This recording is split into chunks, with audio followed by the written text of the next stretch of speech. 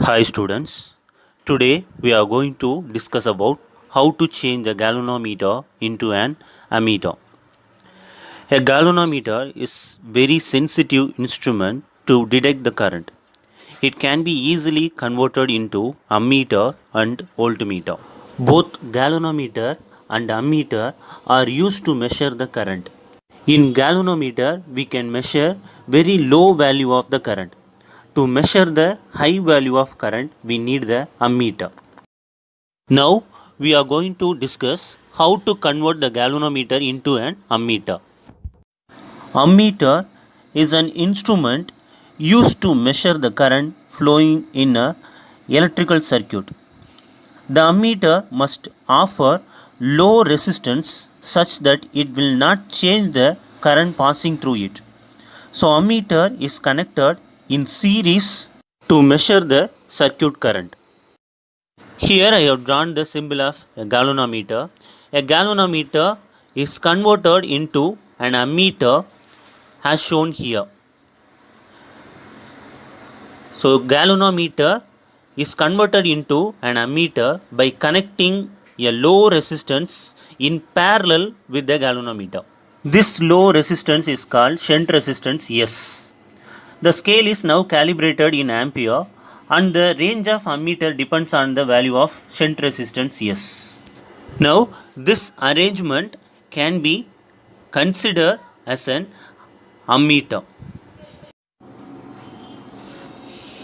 Let I be the current passing through the circuit as shown here. When current I reaches junction A, it divides into two components.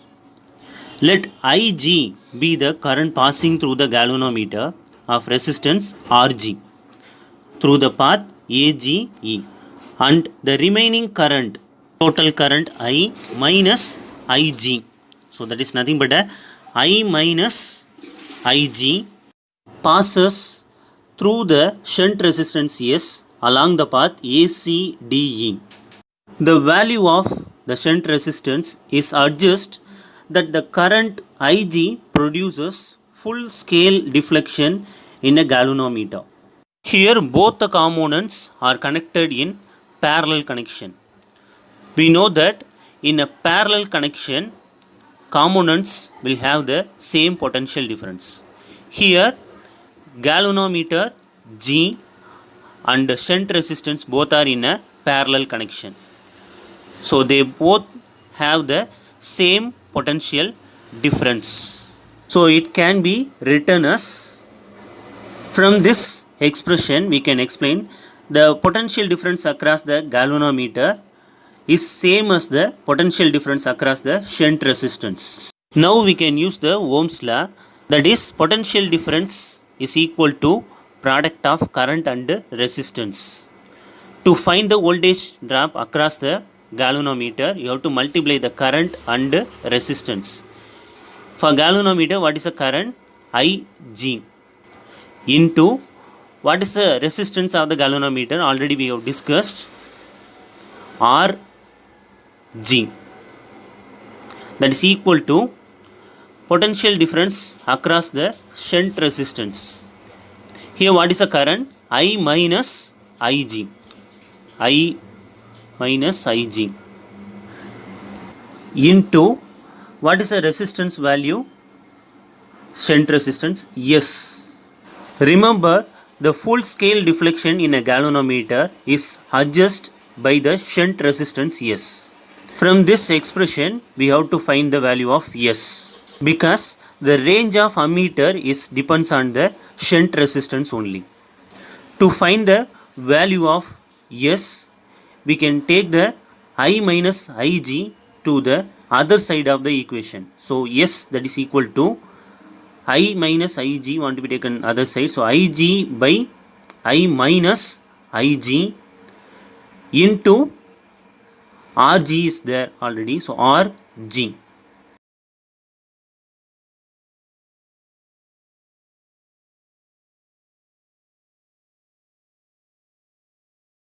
From this expression we can find the shunt resistance value by which we can adjust the range of the ammeter.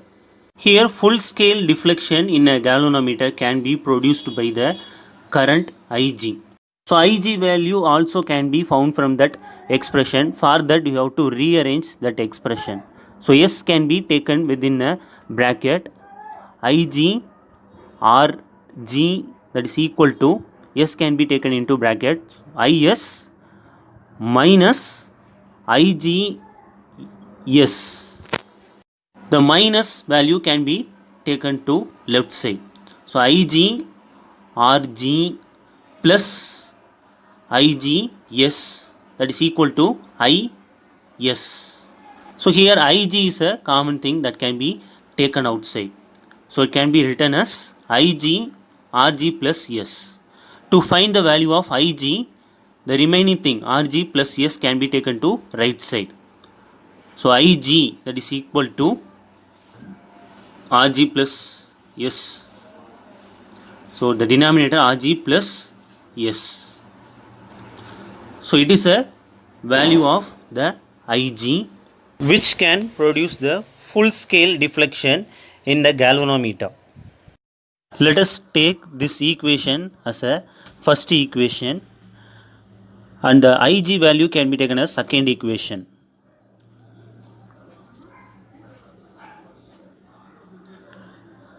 Since deflection in a galvanometer is proportional to the current passing through it,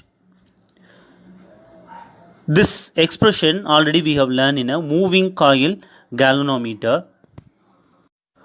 Here 1 by G is the constant value. So theta is directly proportional to Ig. Here Ig is the current passes through the galvanometer. The value of Ig is directly proportional to the current I which is given to the circuit. So Ig is directly proportional to I. So ultimately the deflection in a galvanometer depends on the current which is given to the circuit. So theta directly proportional to current I. Here we can understand the deflection in the galvanometer is the measure of the current I passing through the circuit. By the deflection in a galvanometer, we can measure the current in the circuit. Here the shunt resistance is connected in parallel to the galvanometer. Therefore, the resistance of ammeter can be determined by computing the effective resistance. In parallel connection, how can you find the effective resistance? 1 by effective resistance, that is equal to 1 by first resistance. So here what is the first resistance? Resistance of the galvanometer. So what is the letter? Rg plus 1 by second resistance, that is nothing but a shunt resistance S. By this expression we can find the effective resistance. Cross product we have to do. So S plus Rg divided by S Rg. It is only the reciprocal of the effective resistance. By this you can find the total resistance. For that you have to take the reciprocal. Effective resistance, that is equal to, for that also you have to take reciprocal, S Rg by S plus Rg. This expression gives the total resistance of the parallel connection. So that is only the expression for the resistance of the ammeter.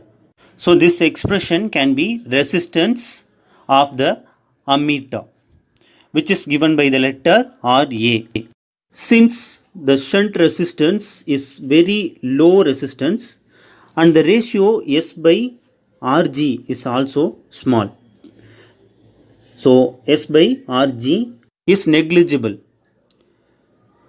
This means Ra is also small value.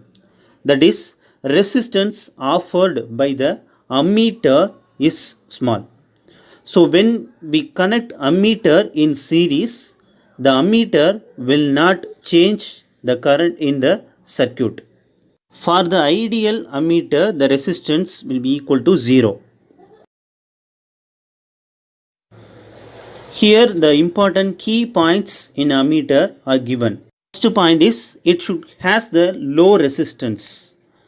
Then only it will not affect the current passing through the circuit. Since it has a low resistance, it can be connected in series in the circuit connection. So second point, for the ideal ammeter, the resistance should be negligible. That means zero resistance. A galvanometer is a very sensitive instrument to measure the current. It can measure very low value of current. To increase the range of the ammeter, we depend on the shunt resistance S. In order to increase the range of an ammeter n times, we are going to use the expression which we have already noted down as a equation number 2. Now I am going to rearrange this expression to find the ratio between the I and the Ig. So I by Ig want to find. For that, remaining things want to be taken to the other side of the equation. We have rearranged. In the denominator, S is there, which is the common thing. That's why I have written like this. Here S by S is there, which is equal to 1. So it can be written as 1 plus Rg by S. The ratio I by Ig gives how many times the range want to be increased. It can be taken as small n. That is equal to 1 plus Rg by S. To find the value of shunt resistance S, 1 can be taken to left side. So n minus 1, that is equal to Rg by S. Find the value of S, that can be taken to left side, and n minus 1 can be taken to right side. So the S, that is equal to Rg by n minus 1. To increase the range of an ammeter n times, the value of shunt resistance to be connected in parallel should has this value.